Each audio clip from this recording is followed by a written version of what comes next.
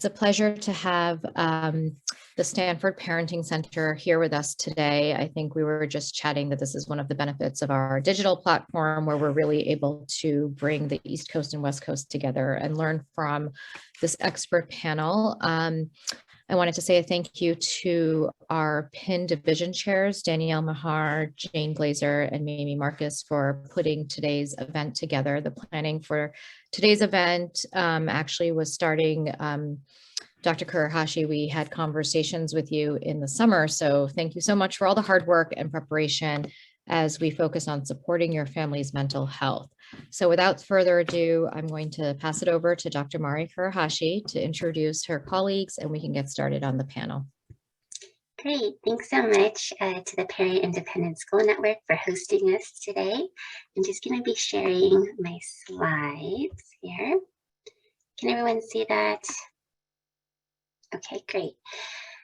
So just like Faisal mentioned, my name is Mari Kurahashi. I'm a pediatric psychiatrist and I co-direct the Stanford Parenting Center. And I'm also a mother to 2 children. And just want to briefly introduce the Parenting Center as well. Over the years of treating hundreds of children with psychiatric conditions, my co-director, Dr. Elizabeth Scher, and I saw the critical role parents play in a child's well-being. And science is actually showing us that just working with parents alone can be just as helpful, if not more helpful, than working primarily with the child, which makes a lot of sense because when we see children for an hour a week, it's nothing compared to all the time the child spends with their parents. So we developed the Parenting Center to bring together science-based programs that work with parents to prevent childhood psychiatric conditions by decreasing some of the risk factors, by teaching core parenting practices, as well as offering parent-based treatments for children with psychiatric conditions. And I think we're all familiar with the very tragic skyrocketing rates of anxiety, depression, and even suicide among our youth. And that's paired with a severe shortage of child and adolescent mental health clinicians nationally, internationally. So we're really focused on empowering parents to intervene early by adopting these core parenting skills, and also to support parents who have children who are struggling with psychiatric challenges as well. And then parenting, is hard enough already, and then with COVID, parents are really juggling so much more while our children are at even greater risk of mental health challenges. So we've been especially energized to support parents in promoting resiliency and well-being in our children. So today, we're on the Pacific time here in California. So today we'll be covering 3 parenting topics through a panel discussion. I will be starting with talking about mindful parenting, defining what it is and how we can use these techniques to support ourselves, our parenting partners, and our families.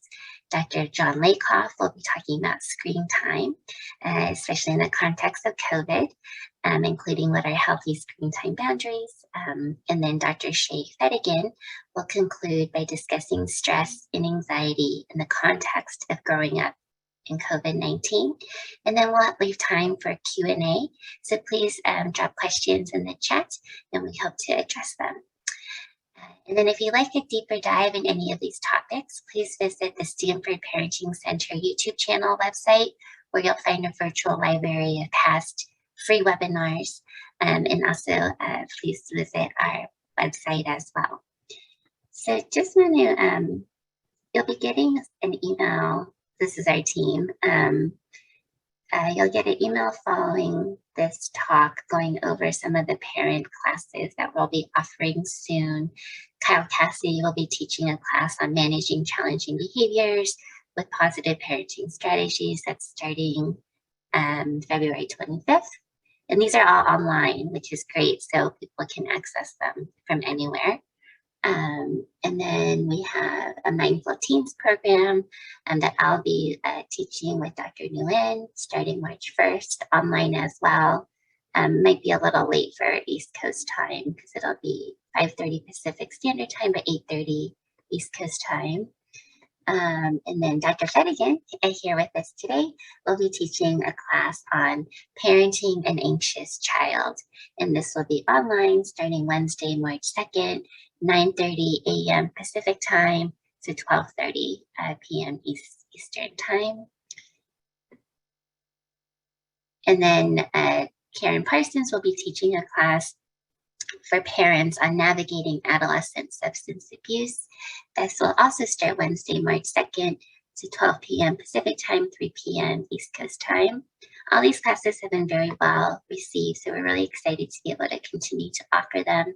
This is our YouTube channel, again, that houses all of our previous free webinars that are presented by mostly our team. And then we also have an Instagram page, which also features our upcoming events as well as presents parenting advice as well.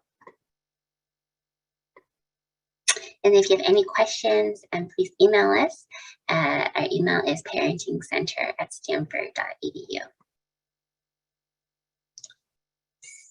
So let me stop sharing that screen.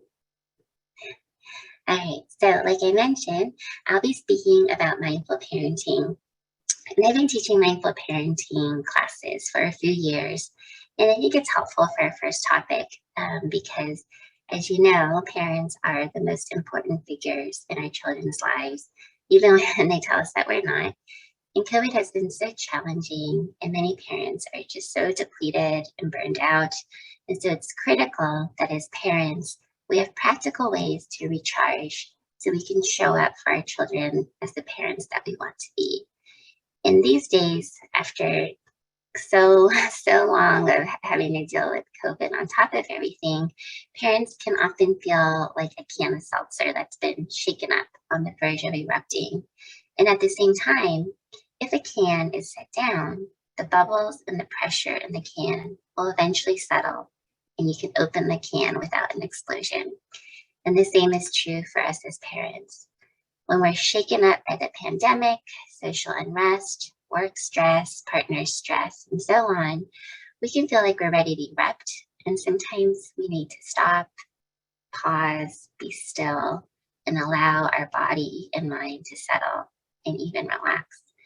And one way we can do this is by mindfulness practices, where we can cultivate a calm presence by becoming aware of our experience right now as it's happening within a container of kindness.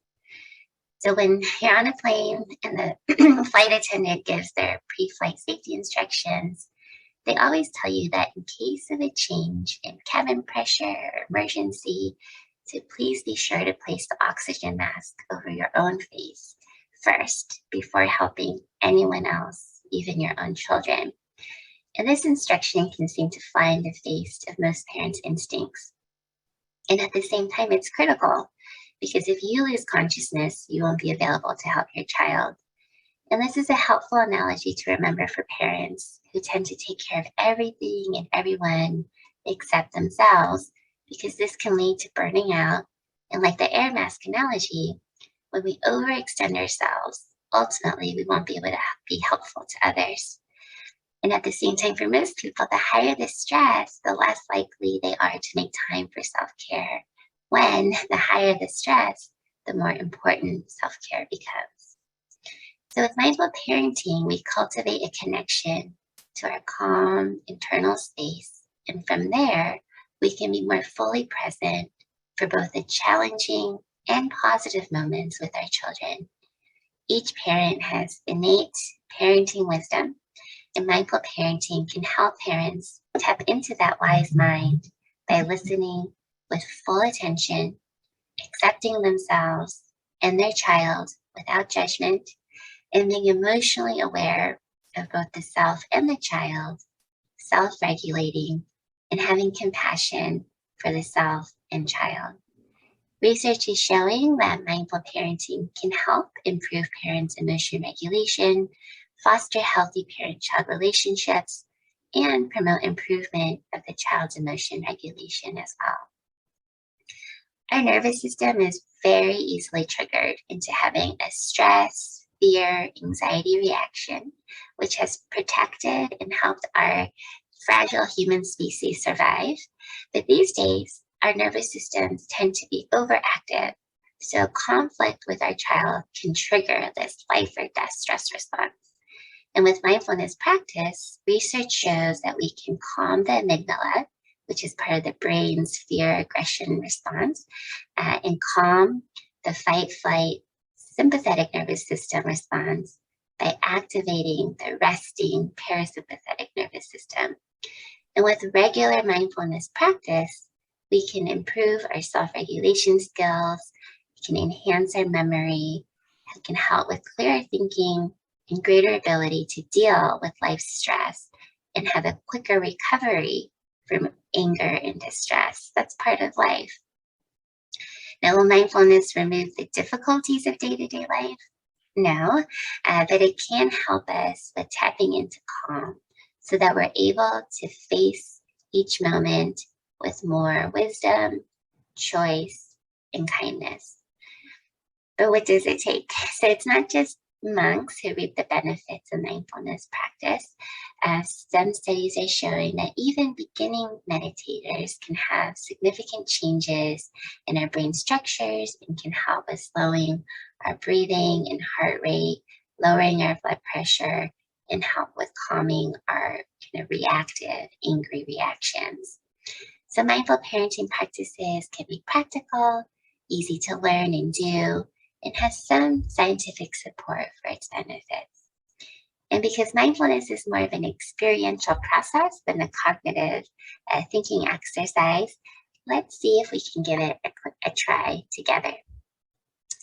So perhaps sitting comfortably in wherever you're sitting, and closing your eyes or lowering your gaze if that feels comfortable for you. And taking a deep breath in down to your belly as we raise our heads to the sky, relax shoulders. And as you breathe out, settling comfortably into your seat. Perhaps taking another deep breath in and breathing out calm. And breathing out tension from our bodies and our minds. Perhaps taking a few more of these deep breaths to help settle ourselves.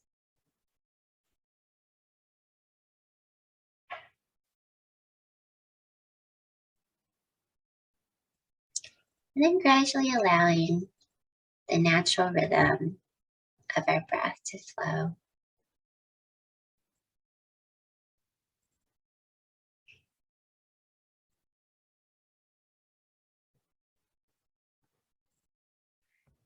Perhaps noticing your belly expand with an in-breath and your belly relax with an out-breath.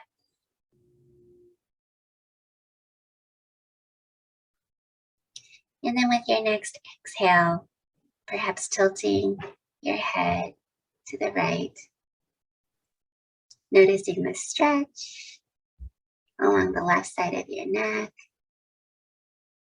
perhaps breathing into that area. And then with your next in-breath, returning your head back to center. And then with your next out-breath, tilting your head to your left shoulder, noticing the stretch along the right side of the neck, perhaps breathing into that area. And then returning your head back to center with your next in-breath. And then perhaps with your next inhale, moving your shoulders up to your ears. And then perhaps as you breathe out, circling down, breathing in as you circle up, breathing out as you circle back down. And then reversing directions, breathing in as you circle up, and breathing out as you circle back down. And then taking a moment to return to our breath.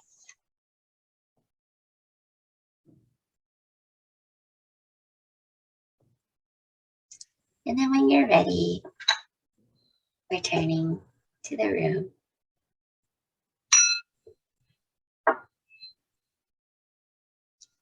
So thanks for practicing that if you tried that. And hopefully you're feeling a little bit calmer, which leads to takeaway number 1, which is we can always use our breath to tap into calm. We always have our breath. And if taking on a dedicated mindfulness practice seems just too much, very understandable, we're able to start with doing what we just did now, and perhaps taking one mindful breath throughout the day, really touching into the sensation of an inhalation, an exhalation, and the pause in between the inhale and exhale, as a way to start to nurture ourselves and start to strengthen our mindfulness muscles. Another takeaway is that we can also use our breath to help us to shift from being really upset during a conflict with our children to tapping into some pause before we automatically react, so that we can be a little more responsive.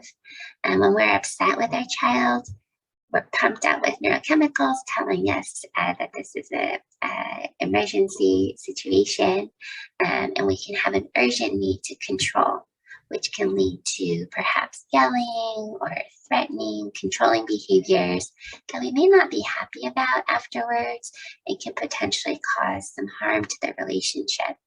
And so we can shift out of this reactive mode by perhaps following these 3 steps.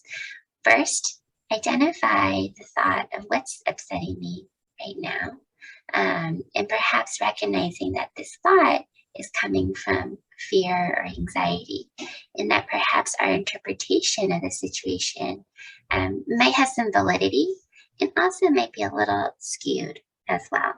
And then step 2 is realizing that there's always another side to every story, or benefit of the doubt, and considering the situation from our child's perspective as well, and how we would respond if we were to let go a little bit of the initial upsetting thought.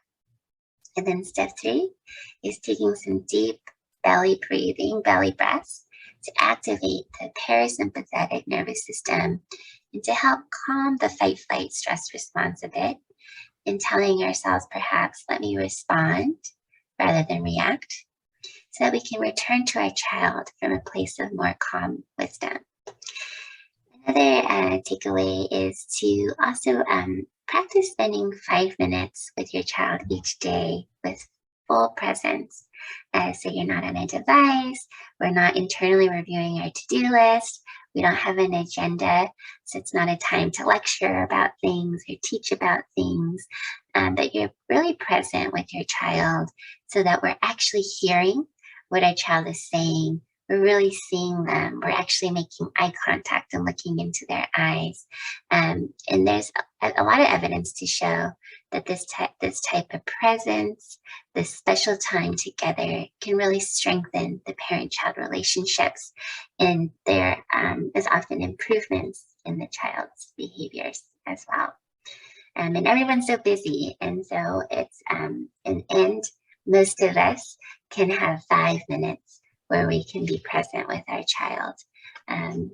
So thank you so much for your attention. I'm going to be introducing Dr. Lakoff now to talk about a very important topic of screens, topic that's on most parents' minds. And so Dr. John Lakoff is a clinical assistant professor at Stanford University School of Medicine in the Division of Child and Adolescent Psychiatry. His clinical interests include working with young people with disruptive behaviors, ADHD, anxiety disorders, and family conflict. His research interests include developing personalized approaches to the treatment of ADHD and anxiety by understanding the relationships between measures of impulsivity, inattention, and arousal. Thanks, Dr. Kurohashi. Yeah, so I love this topic because it's like totally uncontroversial. Everybody always agrees on what I'm saying and reacts like with mindfulness, love, and kindness most of the time. I'm kidding, of course. So to tell you about screen time, I think just to start out, I think one of the main points I want to emphasize is screens. There are lots of things that come to us through screens, right? And so it's not all like one thing. And I don't want to get too much into the whole kind of remote learning, distance learning issue. I think I want to talk a little bit more about kind of recreational screen time. I don't know if we'll go there in the discussion. We'll have to think. The more of the research so far has looked at the effects of recreational screen time. And I think that's something that we probably have more control over. So there are a couple studies now looking at screen time during the pandemic. There was two in JAMA Pediatrics, one recently in the United States, one from Canada. The main findings I want to emphasize are, okay, no surprise, screen time on average is up significantly from a little under 4 hours to a little under 8 hours on average in the US.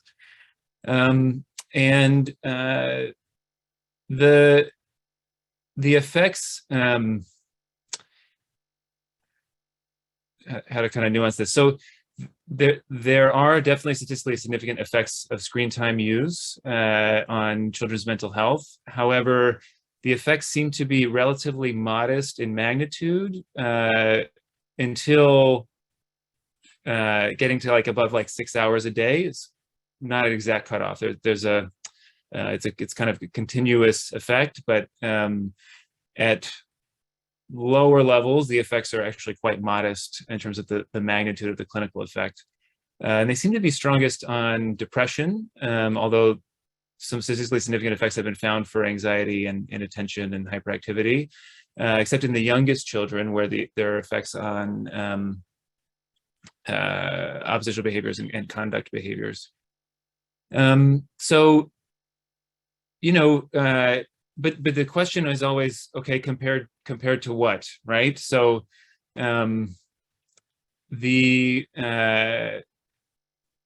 case of, so screen time use is up, and I think getting into that more problematic range of 8 hours a day for more folks during COVID, for sure. But the general trends in terms of what effects screen time is having don't seem to be all that different than pre-pandemic.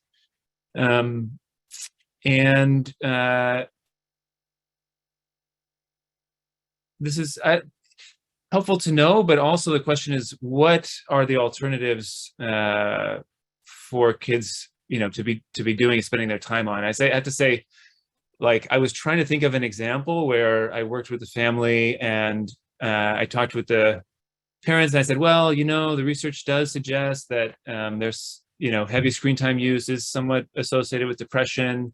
And parents told their teenager, see, Dr. Lykoff says like screen time is bad, we need to stop, and it worked, you know. That's been like, I think 0 times in my experience. So I think just to like, I'm gonna say this a couple different ways, but like there's always a reason why any of us really, but our kids are choosing the behaviors that they are. There's something that they're getting out of the experience. And I think it's important to be curious about why this particular, you know, what exactly are they doing? What need is that meeting for your child? And to start from a place of curiosity. So I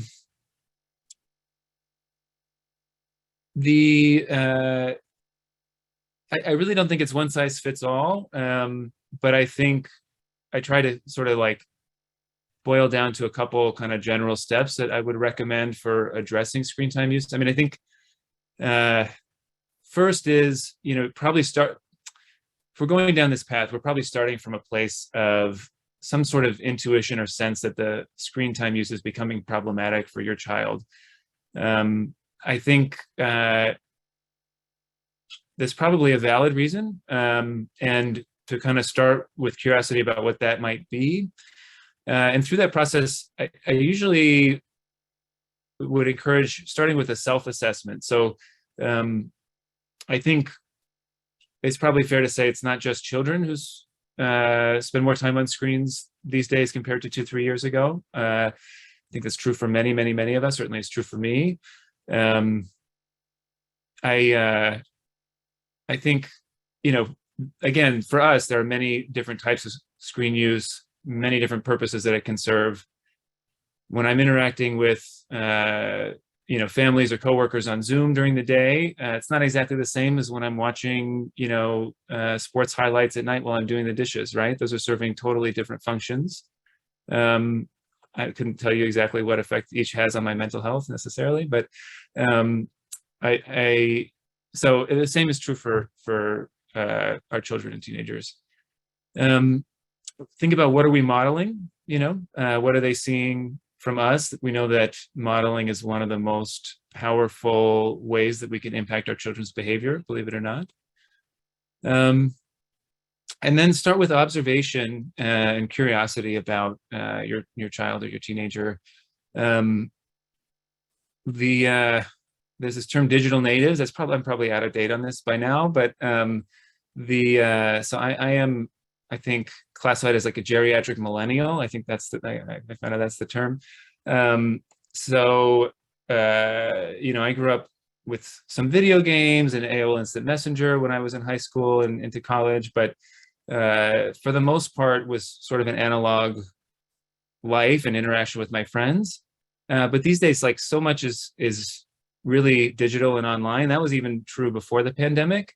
It really is hard to relate natively. I mean, I have to say, like, a lot of the kids I work with in therapy have been showing me like their Roblox and Minecraft accounts, and like, there's like so much there. It's so rich. They interact with all kinds of people. Some of it seems very concerning to me. A lot of it I don't understand. But I think, it's just important to recognize that it is, for many kids and teenagers, just different than what many of us grew up with. And so I think starting from a place of curiosity and see if you can just check your assumptions at the beginning about what it might be about, and see if you can get them to invite you in and show you what they're doing. And be curious about, what needs they might be trying to meet. Is it about social connection? Is it really about avoidance? Are they trying to get a sense of competence and mastery? Are they working on some sort of sense of self-identity or their sense of self? There are all kinds of things that kids are doing online. And then again, I keep saying this, but like, compared to what? I think, anyway, not to get too much into COVID and remote school and all this stuff, but like, there've been a lot of stressors. People have not had the same access to a lot of the usual activities. And just to be, start from a place of kindness and curiosity. I think with the research findings that the effects seem to get to be more clinically significant when we really get to heavy use, 6, 8, 9+ hours. I think one of the main ways that screen time can be problematic is because it's basically just displacing the other things that are important. And I think at 6, 8, 9, 10, 11, 12 hours, it's kind of hard to imagine how you're fitting in exercise, homework, dinner with your family, the kind of like basic healthy activities. So I think that's another thing to really kind of focus on is it the screen time or is it the stuff that's not happening, right? And I think in many situations it's the stuff that's not happening. Sometimes, kids are involved in illegal or problematic content online. That's an important thing to recognize too. That's absolutely not universally the case, but that is something that certainly would be a reason to want to intervene as a parent. And then, always observe before trying to change the behavior. So I think after the observation, the understanding, depending on the age of your child, it may be a little more of a collaborative conversation or a little bit more top down. But it may be the case that there needs to be some moderation of use or restriction around certain types of content. I don't know that there's any one simple way, but I guess the short message I would want to impart is just feel empowered. And once you've really assessed it and kind of done the self-assessment, been curious with your child, I think you probably are going to be in a good position to understand what needs it's meeting, collaborate with them around kind of alternatives, and set limits if you need to. We always aspire to be mindful, as Dr. Kurihashi said, to be firm but empathic. That's that authoritative middle ground that we're always striving for as parents. Not always easy, but it's certainly a helpful thing, I think, to have in mind. Just to feel empowered. I mean, probably, although it can feel totally out of control, you probably have some levers, and most cases, you're probably paying for internet service, probably paying for the device. I think viewing it as not something we want to be in a constantly controlling, hanging it over our kids' heads kind of stance, but viewing it as a privilege and finding an approach to it where it is a reward, it is a bonus, or at least in many cases, the types of use that we're talking about fall into that category. I think the individual kind of like, every family is going to be different, and there's always like the trial and error negotiation process, and so it's hard to give sort of like one umbrella, this is exactly how it should be. But I think there are a lot of boundaries that usually end up fitting into sort of family routines and family culture quite naturally. And again, I think the takeaway is like, if there's problematic use that's causing specific problems for your child, and it doesn't matter how much. But I think we don't have to necessarily see 1 or 2 hours, as always bad necessarily. And again, when it's getting to 6, 8 plus, I think, it really is sort of incompatible with those other activities that we need to be incorporating into the day anyway. So thanks for your attention. I will pass it on, and we'll see if we have some questions. All right, thanks so much, Dr. Leacock. Thank you so much for all the questions in the chat. We're going to come back to this during the Q&A. So I will be introducing Dr. Shay Fedigan next. He'll be talking about anxiety and stress in the context of living with COVID. So Dr. Fedigan is a clinical assistant professor in Stanford School of Medicine's Department of Psychiatry, Division of Child and Adolescent Psychiatry. She is a licensed psychologist in both California and Massachusetts, and is a member of Stanford's Pediatric Anxiety and Traumatic Stress Clinic and Stanford's Parenting Center. Dr. Fedigan provides outpatient psychotherapy to children and adolescents experiencing a wide range of anxiety disorders and obsessive compulsive related disorders. Dr. Fedigan also provides parenting interventions to empower and equip parents with tools to address childhood behavioral difficulties related to anxiety, OCD, or ADHD. Dr. Fedigan is passionate about teaching and providing parents, teens, and kids information and tools to better understand their own areas of strength, resilience, and mental health. She also hails from Newton, Massachusetts, and is particularly excited to be speaking to this community. Thank you so much, Dr. Fedigan. I'm going to share my screen. If you guys have difficulty sharing your screen, I'm going to ask that one of the administrators kind of let me know, because I can't monitor the chat at the same time. As I said, I'm Dr. Shay Kelly Fedigan. I'm really thrilled to be presenting today, having kind of an intimate knowledge of the New England community and the pressures your children and your families face. And so what I'm going to be talking about is kind of the stress and anxiety that is natural to occur, but then also in the context of COVID, and particularly as caregivers. As I'm going to talk about what caregivers can do and how they can support, I also recognize that This may feel like one more thing you're adding to your plate when you're already so fatigued and drained. And so I hope we can draw parallels to the experience your children may be facing, and also having some self-compassion for yourself, of that we're all just trying to do the best we can and model that for our kids, that we're not going to be able to do all of it. So prior to the pandemic, anxiety was already one of the most common mental health concerns for youths in general. And then since the pandemic, those rates have just simply increased. But there's a strong role parents can play. We as parents can play in our children in managing this and modeling that. I am going to share my screen. So as many of you know, and as Dr. Korhashi mentioned, stress and anxiety is actually a really important factor in our lives. Biologically, it's wired in us for a purpose, and it affects everyone. No one's immune to it. It's really an important cue for our body of whether, like, it's an alarm of, is this really a threat that is life-threatening, and I need to either, face it or run away from it. Our fight or flight instinct goes in. And so when we are having stress, physiologically, we do experience, as Dr. Korhashi said, adrenaline that pumps through our body because in our brain, a alarm system that is going off.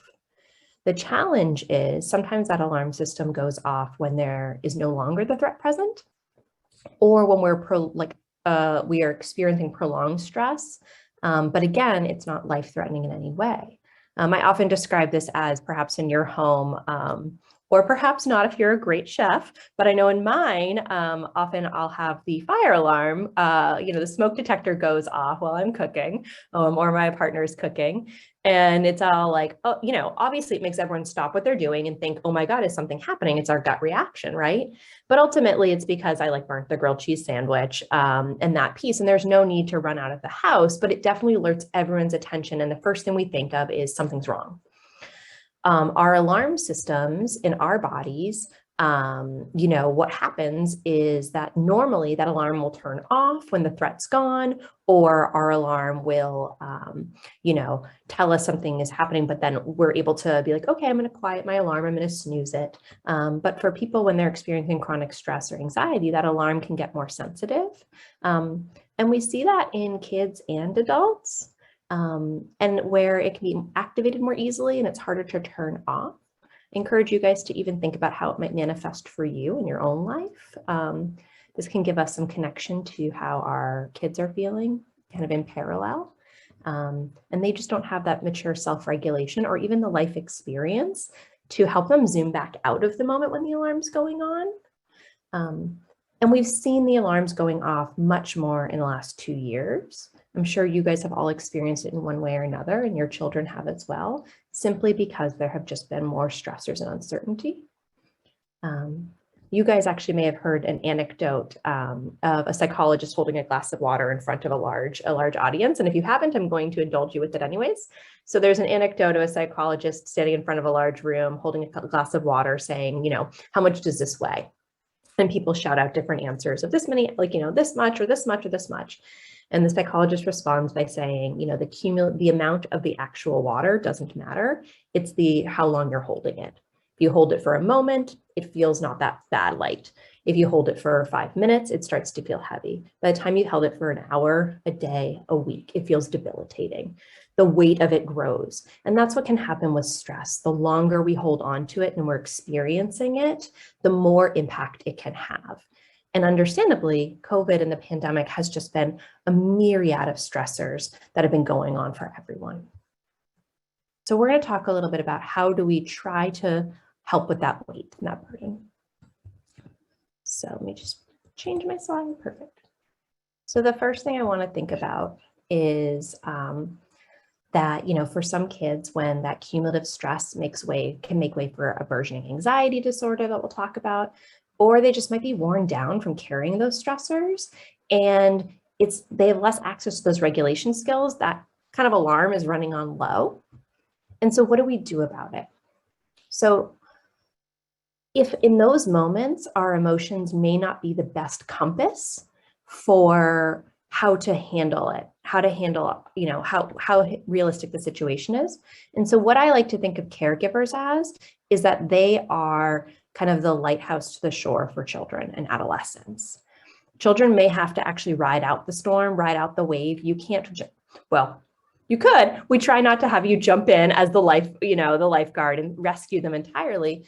They have to navigate this in life, but you can be that guiding light.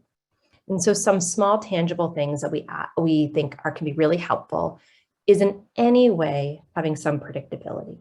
The last 2 years have been so hard to have any predictability for kids. They've gotten their hopes up for different camps, for returning in person, seeing a friend, going to a concert, and it's been canceled. It's been changed last minute. But any small anchors that you can put in your family, whether it's, Friday night pizza night, whether it is once a month we go for a family walk to a park, anything we can have that'll be a small anchor to a week, a day, because they used to have a lot of anchors in their time, and developmentally, a lot of those ones are gone right now that we would expect them to have. The next piece is social connection. Now, I want to highlight that in adolescent development, we know that peers become way more than parents in most cases and caregivers. So maybe you are going to be their second, third, fourth, fifth, last choice for social connection. But above all, you are social connection. And it's really important to spend time in meaningful ways with children and adolescents. This can sound like a little Pollyanna of me to be like, just spend time with your kids. And you may say, like, they're saying they don't want to, I'm trying so hard. But I want to think of, you can do it actively, but you can also do it in an observer role. Dr. Lykoff talked about how, kids bring in Minecraft and Roblox and different things into his sessions and show him, sitting down next to your kids while they're playing a video game and just watching them play is another way of having silent but salient connection, of spending time, of showing you're paying attention, you're listening, they matter to you. The next one is fostering and supporting self-regulation skills. So being that beacon is also, as Dr. Korhashi said, practicing, modeling taking deep breaths for them or encouraging them to, encouraging mood enhancing activities even when they may not want to. Again, when that alarm system goes off, what we see is that our emotions don't cue us. They kind of aren't the best compass on what we should do to help cope. They often make us want to avoid, escape, or explode in that fight or flight. But if we can try to do some opposite actions to that, of trying to engage in mood enhancing activities, calming and soothing activities, fostering their interests in any way, shape, or form that you can do with them, is a really ideal way to be that beacon. The other one is thinking about you guys as models and collaborators. So modeling connection over correction.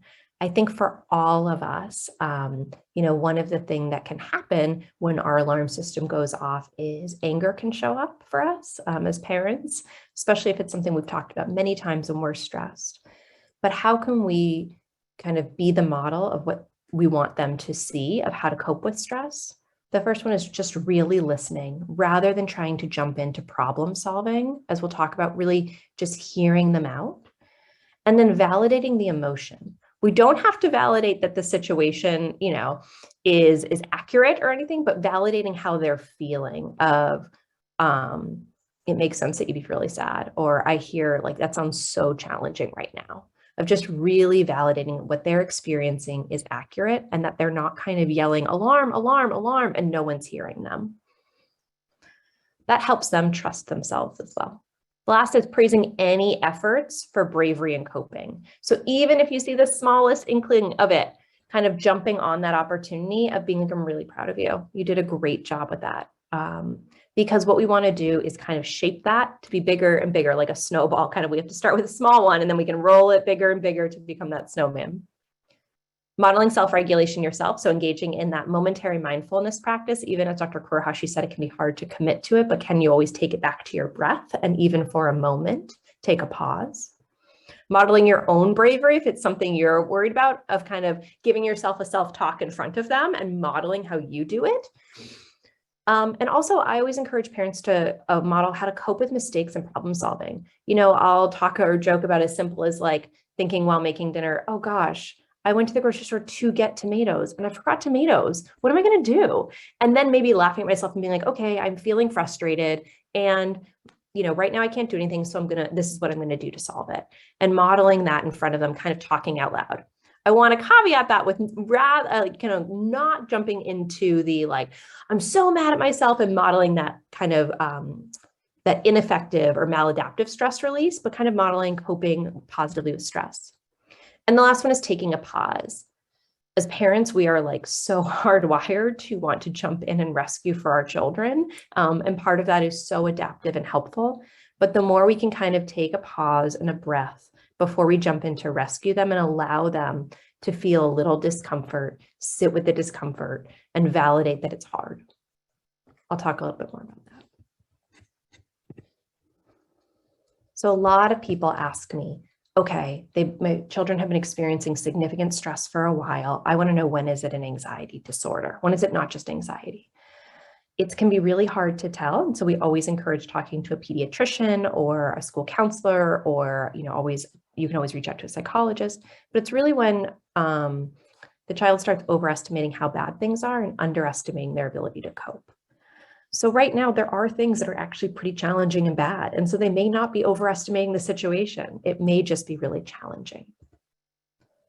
Here are some pieces about kind of what we experience of how we think about when it's anxiety that is, natural, that occurs, and when is it more problematic, is really if you start seeing, rather than it being reasonable for the situation, it's really out of proportion for their developmental stage and what other kids their age are experiencing. It doesn't diminish over time, but rather it actually gets worse and kind of starts to take a life on their own, where maybe they're having really large meltdowns every single day. They're really isolating from other peers and not engaging at all. The other one is if your child's not benefiting from any reassurance, and no matter what you do to support them, it's not enough and they're continuing to worsen. If it's really interfering with their growth and productivity, and there's a focus that's growing on avoidance. And, things that they used to do, they're not enjoying, or they're avoiding doing, or they're refusing to do. If that is a consistent piece that is worsening, that's a time where you may want to think of talking with your pediatrician of saying, is this a response to the pandemic and the fact that developmentally they haven't been able to engage in a lot of the things kids developmentally do at this time? Or is this something more? I have some strategies here. I'm recognizing the time of just ways we can approach that and kind of pausing our own gut reaction to problem solve. So rather than trying to stop their emotion, of externalizing it and naming it for them, helping them label their emotion, rather than jumping in with advice or problem solving, trying to encourage their own problem solving or bravery, rather than giving excessive reassurance of it's going to be okay, it's going to be okay, trying to model a coping statement of it's okay to feel worried. It's natural. It's important. I can understand why you would feel that way. Rather than allowing the avoidance, trying to coach them in statements of this is hard and you can do this. I'm positive you can. Having that, labeling the validation and the kind of encouragement. And lastly, instead of punishing or shaming, kind of approaching them with warmth and confidence. Worry got the best of you today. Your anger got the best of you today. We're going to try again tomorrow. I want to just highlight the role of repetition and time. Like this image, new paths are not typically forged overnight. New behaviors are not changed overnight. This is for the long run. I think Elizabeth put in the chat, I've been trying to get my child to do mindfulness with me or yoga, even though they benefit from it, they don't want to. And kind of seeing that it's great that you're modeling it still every day, because this is for the long play. Maybe we can even think about things caregivers said to us when we were children or kids that we didn't listen to, and then later in life came back to, and they were meaningful and impactful. These are seeds you're planting that are going to grow. And so modeling compassion for yourself and your kids, that these behaviors aren't going to change overnight, and that's expected. And just to conclude, we like to think of anxiety as a wave. We can't control the ocean tides, and we can't control the circumstances. And when we're in the storm, it's hard to remember when we weren't. But what goes up in a wave does come down, and helping them ride it out safely, trying to be that life preserver, and that beacon of light, rather than being a lifeguard of rescuing them. So I'm going to conclude now and send it back to Dr. Korashi.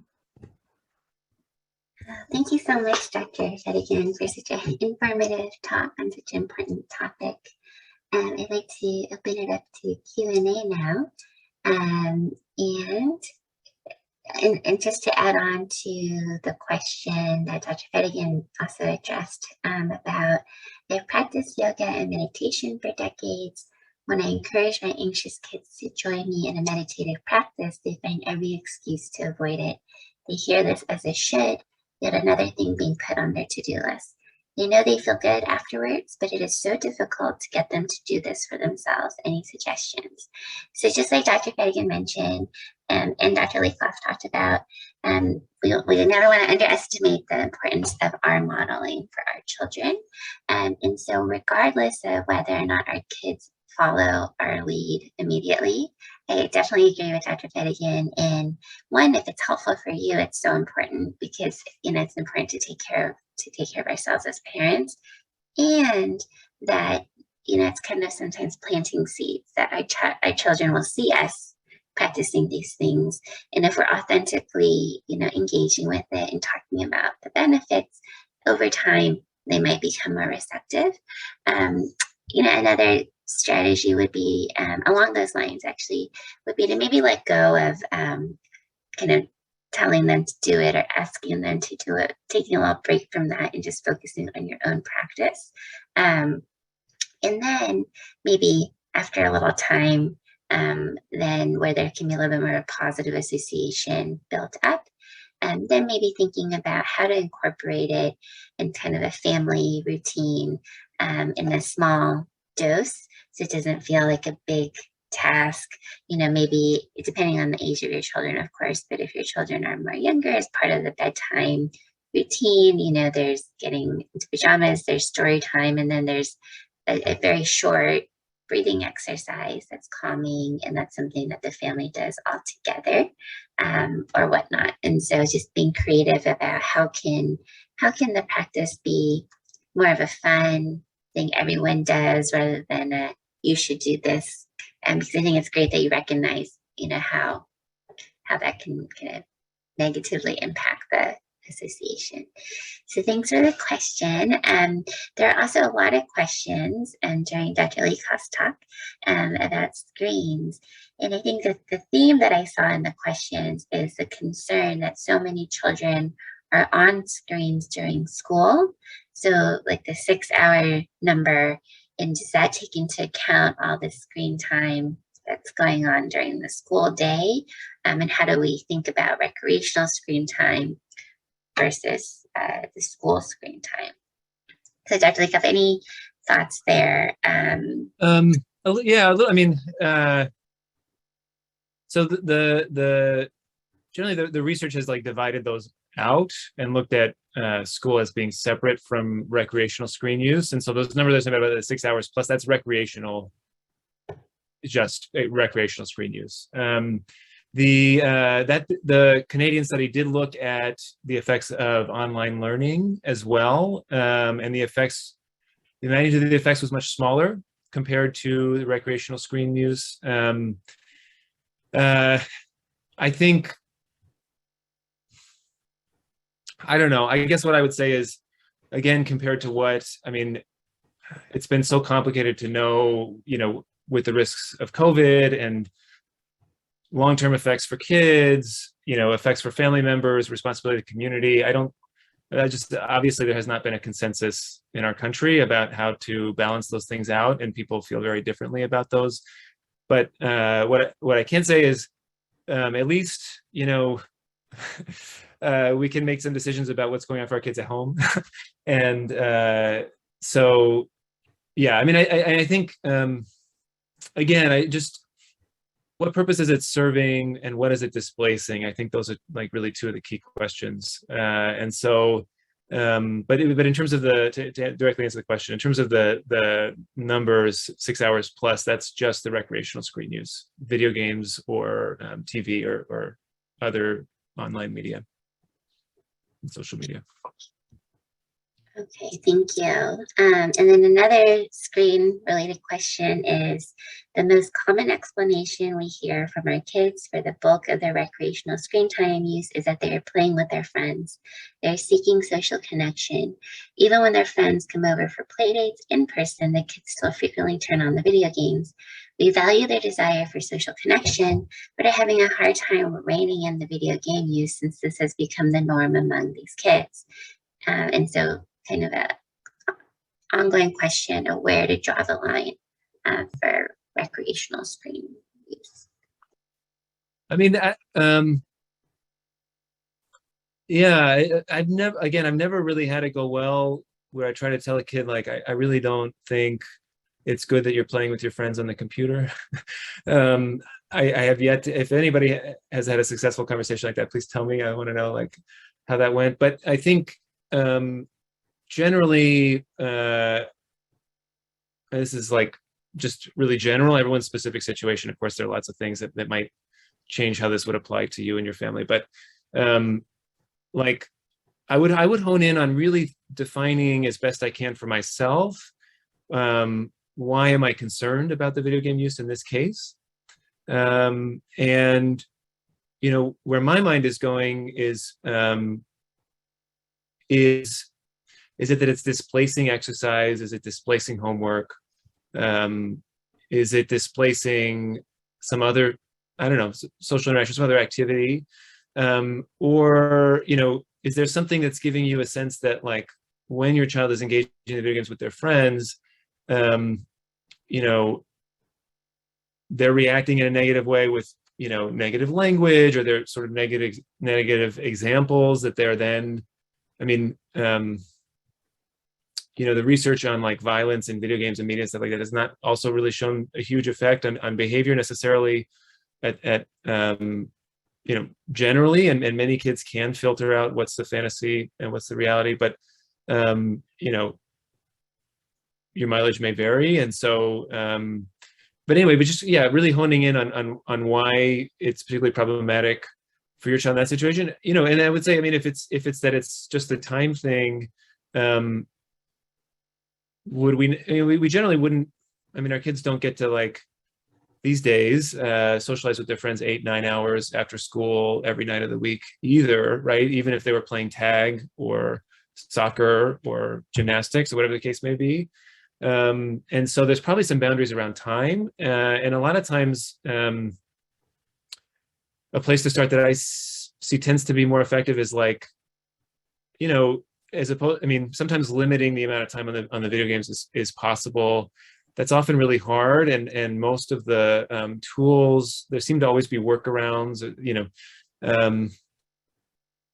A lot of times focusing on what also needs to be there can be a place to start. So you know, you can play video games with your friends, but it's important that you also are getting some exercise or being outside every day. It's important that you're also reading, you know, it's important that you're also doing your homework. Anyway, hope that's helpful. Thank you. All right, and then last question, just given the time, is, and I think this is something that we can all jump in on, is how much autonomy do you give a 17-year-old who's looking for autonomy, but whose behaviors such as procrastination, lack of organization, no impulse control regarding screen time is putting his own goals at risk? Should we stand back and let him hit bottom or intervene? Yeah, I can jump in first if that's okay, Dr. Karashi. I was thinking about, you know, the first thing that comes to my mind, and, you know, without knowing the child and the family, because there's so much there, is often we refer to kind of what we consider natural consequences and thinking about that. And so the word consequences might sound like we're, you know, talking about something extremely negative, but if thinking about at that age at 17 with autonomy, you mentioned if it's impacting their goals as well, you know, there may be things that the teen is having access to in the home that if once they're 18, 19, 20, they just may not be able to get if they don't get their work done. You know, I know for myself, if I don't like show up to my job, you know, it's unlikely I'm going to continue to have a job and be paid. And I'm not saying a consequence like that, but sometimes it can be like, oh man, you know, like it makes sense. If you didn't get the X done, then unfortunately, like you're just not going to be able to, like you're going to have to do that paper over the weekend and you won't get to go to that concert you wanted to go to, you know, like I just can't drive you there because of that. And so rather than it being a punishment of being like, shame on you, you didn't do this, but of just being like, oh man, it means you only have one day to get it done. And so you're just not going to have that. Or, okay, well, you know, you weren't able to get that done. And so we're just not able to, continue to have you have, the internet later at night to finish up doing that assignment at 1 a.m, 2 a.m, because, that's, we still have this limit that internet goes off at this time. So trying to find what we consider what would be the logical or natural outcome of if they don't do the task, so that they're starting to see what those consequences are without parents implementing strong punishments. That's like a first thought that I typically jump to. I don't know if Mari or Dr. Like, if you guys have anything you want to add or jump in on that. Yeah, thanks, Dr. Finnegan. So yeah, so just like Dr. Finnegan was saying in the beginning, there's hard to say without knowing like a lot of the details. And so I would certainly think about also, seeing if he would be receptive to an assessment as well, to see if there is something underlying, if there is an underlying, depression, anxiety disorder, undiagnosed ADHD, just wanting to just flesh out if there is something underlying that does need more support. And at the same time, I think the principles that Dr. Finnegan described makes a lot of sense and is really important as well. Even if he has an underlying condition that should definitely be treated, and in parallel, parents can certainly I think about it as the teen is allowed to make choices. And as parents, we're confident in our teen's ability to exercise good judgment and make their choices. And if they choose, something that doesn't show judgment that they have, then there might be some natural consequences. So with that, the parent is not in this power dynamic of forcing their child or teen now to do something, and thinking about the developmental stage of a 17-year-old as you're wanting them to be growing towards autonomy and independence. And so how, as a parent, am I fostering that? And so I think about it as what's the middle ground? So it might not be totally standing back and letting him hit total rock bottom, but also thinking about how can I set up the framework in the house where the emphasis is on, I'm confident in your ability to make good decisions, to show good judgment. You have good judgment. And if you make a choice, then there are natural kind of consequences like Dr. Finnegan outlined. So like Wi-Fi is cut off at a certain time. It's up to you whether you choose to, get your work done at a certain time or not. But it depends on the details of the case for sure. But kind of in general, and I know Dr. Lakoff, if you have any last thoughts there. I just echo all that. I mean, what came to mind to me too was like, think about like other privileges, like if it was a car or something like that, right? Like sometimes it seems a little more natural because it's like it's been part of our culture longer, maybe more relatable for us from our youth, and more obviously dangerous, right? But you want to support autonomy by giving access to mobility, but that doesn't mean it's unlimited. There's a lot of responsibility, it's expensive, people can die, all that kind of stuff. So I think similar sort of thing, like what are the consequences you're seeing, and having a conversation around supporting them in healthy use, but totally echo what other things that were said, and case by case. And, autonomy, just, the validation point that Dr. Finnegan was making earlier, and Dr. Karahashi too, like it's so important. And I think autonomy is so important developmentally at that age. And that's totally relatable and natural. And we don't necessarily expect that they're going to in our eyes, get it right all the time. But I think it can go a long way to recognize that they do want to have independence, and that's healthy and normal. But it's also our job to try to help and put some safe boundaries in place. Yeah, absolutely. And just to echo what Dr. Lakoff was saying, I love when teenagers get their license because it's such an important for their own development and their own, perception of themselves. And it's incredibly motivating to be able to continue to have that privilege. And so I think another point is that, making it clear to our teens that access to the car, driving, gas money, and internet, phone all of those things are actually a privilege, in that they need to make choices that show good judgment for them to be able to have access to these privileged things. And so rather than, the phone is a right, it's their right, or, the car is their right, unless they're paying the bills themselves, it's actually a privilege that they're being allowed in that. And so kind of thinking about it through that lens. And another point I think is, I also want to be careful about how we also know that screen dependence is a real issue as well. And so thinking about screens through that lens. And sometimes, that balance of autonomy is tricky, but wanting to be careful about how much that's a factor. And so Karen Parsons and Dr. Zickerman did a webinar on adolescence and dependence, and they also talked about screens as well. So that might be something of interest to dive into as well. That's on our YouTube channel.